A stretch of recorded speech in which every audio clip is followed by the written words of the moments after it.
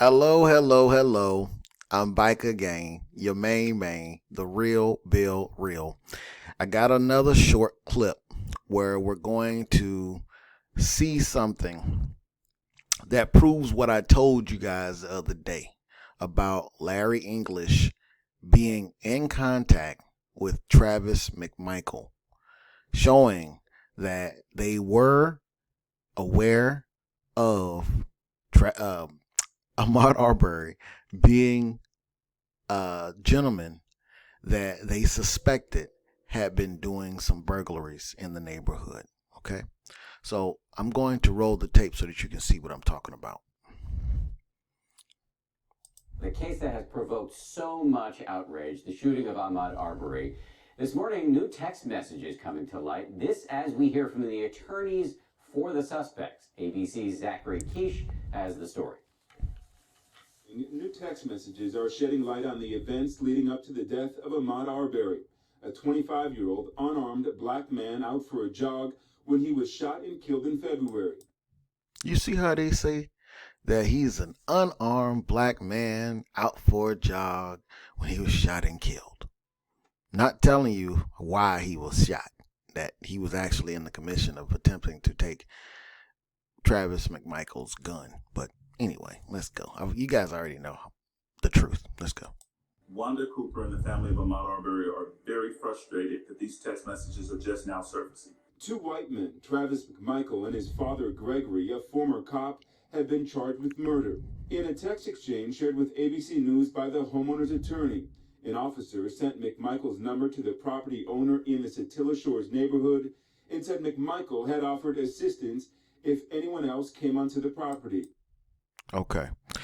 So what this is saying is that the homeowner, Larry English, had the telephone number of Travis McMichael. So when he said on CNN with Chris Como the other day that he did not know Travis McMichael, that was clearly a lie. I told you guys he was lying. Okay? So this is what happened when they saw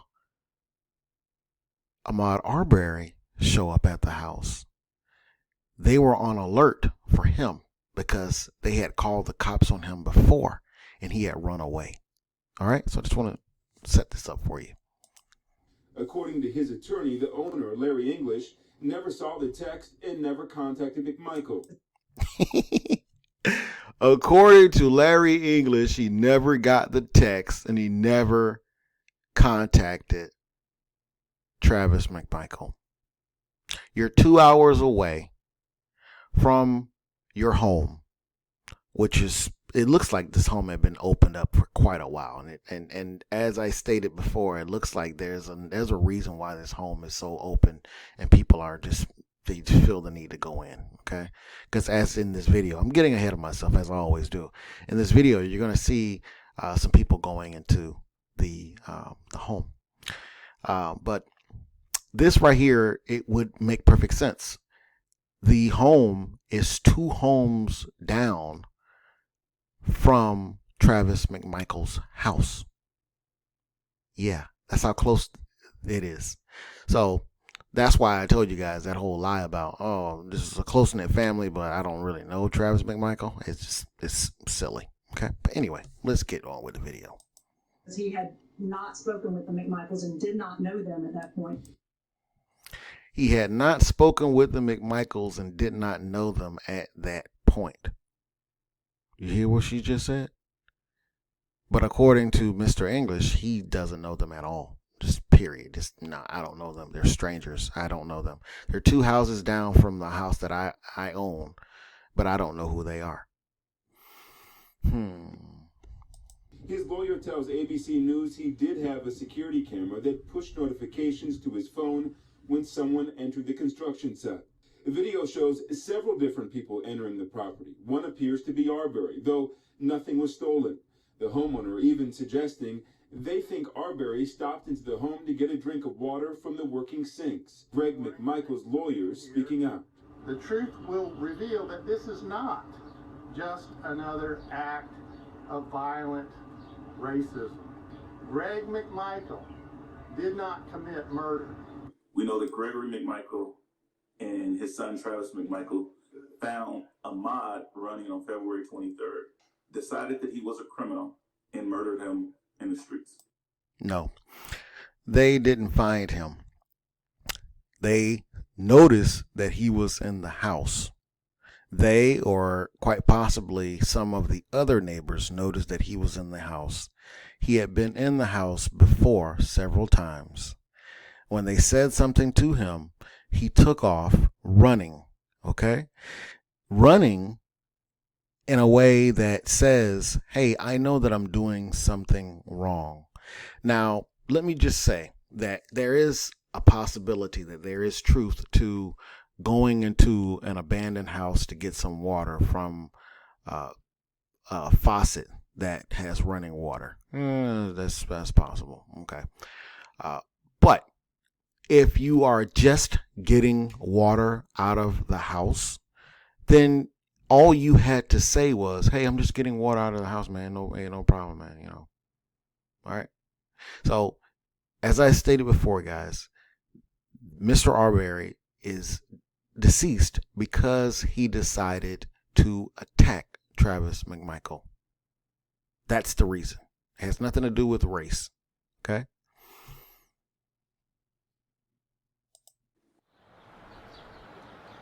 This case has gotten a lot of attention and calls for justice after perceived conflicts of interest and inaction. It took a long time for any arrest to be made, 74 days after the shooting, but just 36 hours after the Georgia Bureau of Investigations took over.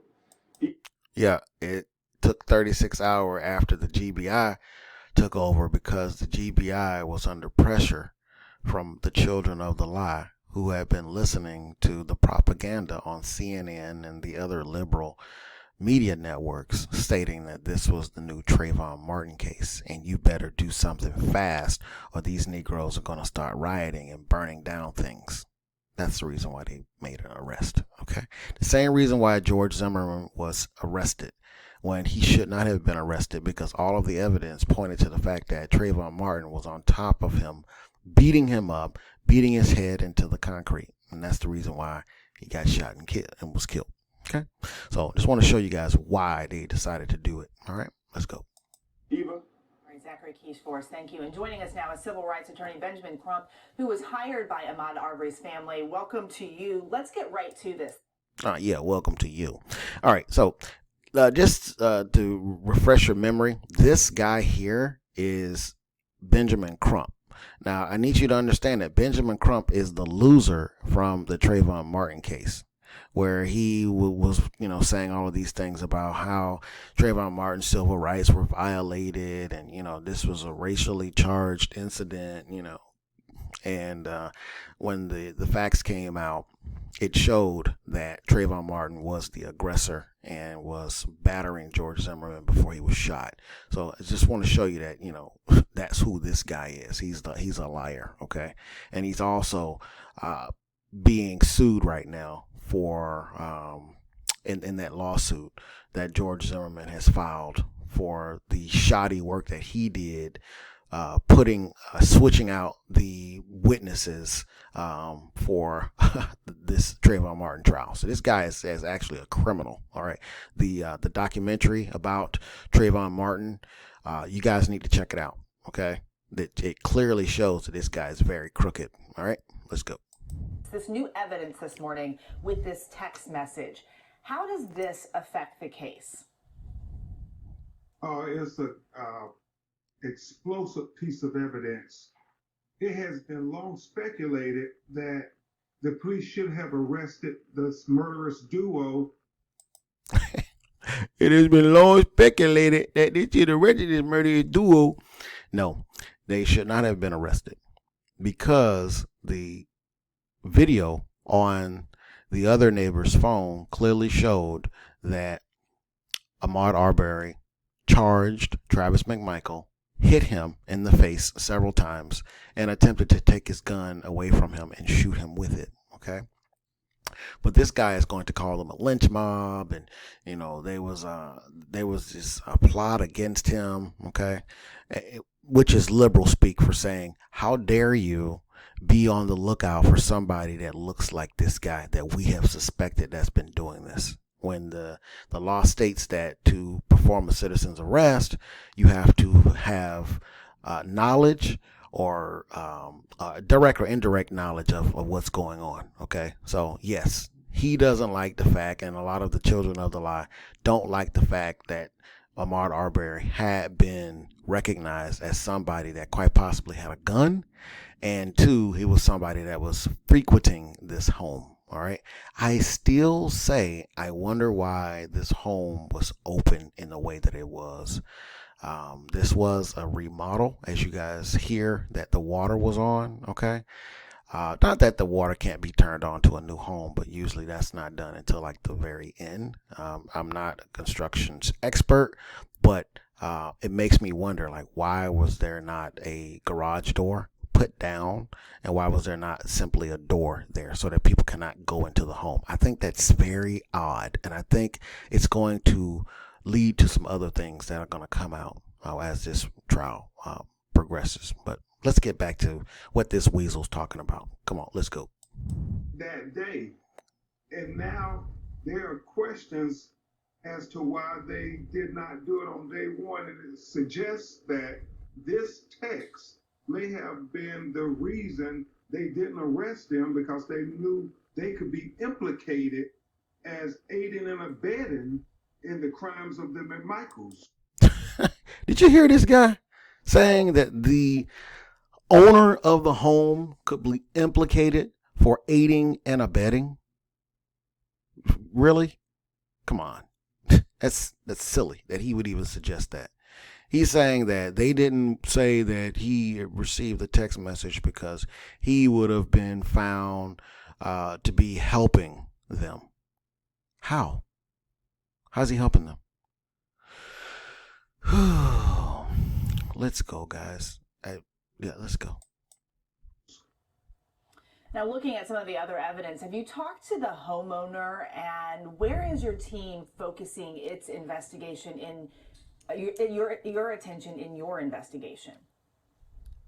Yeah, we have discussed with the homeowner's attorney about the videos and the troubling text message.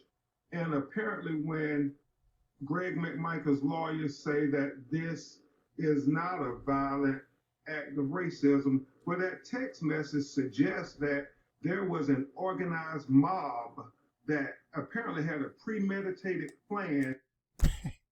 An organized mob that had a premeditated plan.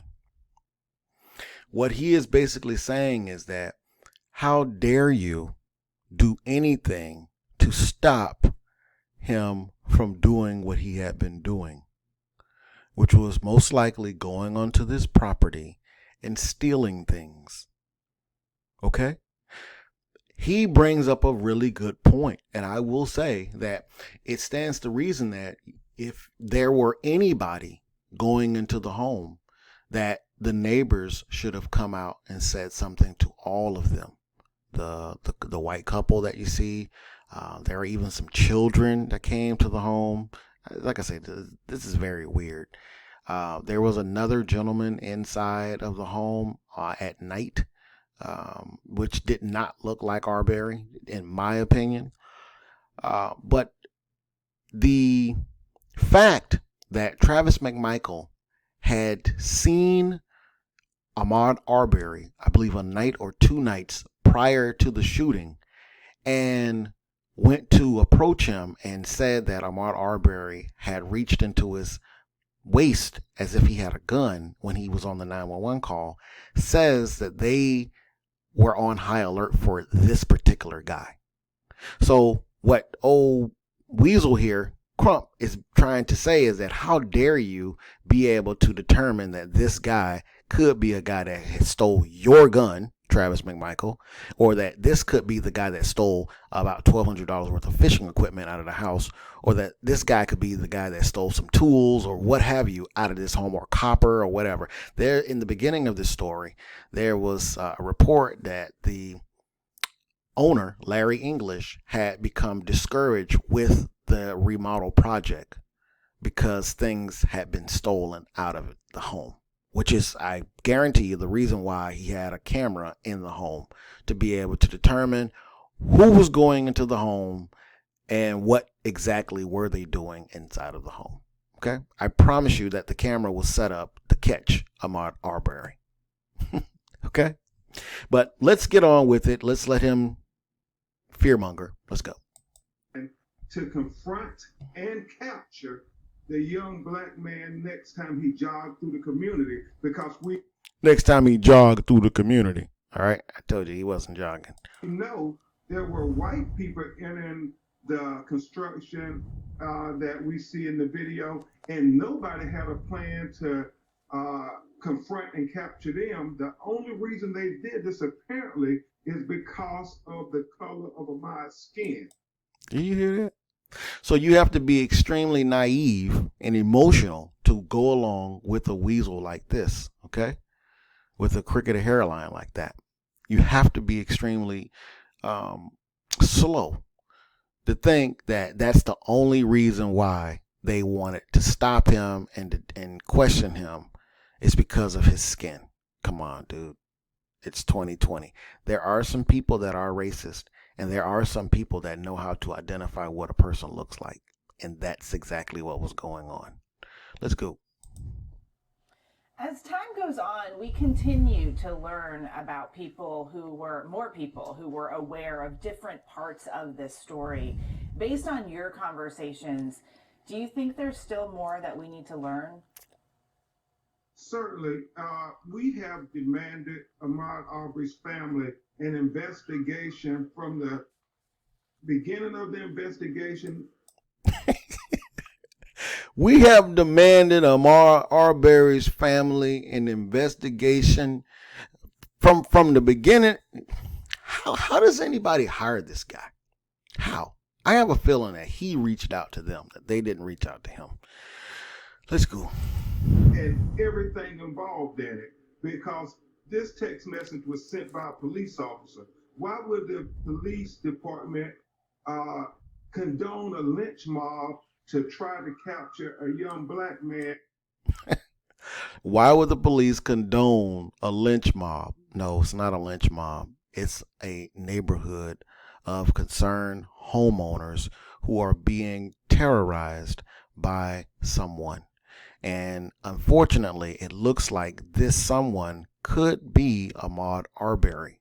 And I believe they had made attempts in the past to apprehend him. They had called the police on him, but it was to no avail because each time he was able to run away. That's the truth. But you'll never get the truth out of this guy, okay? The truth to him, he doesn't even know it if it hit him upside the head. Let's go.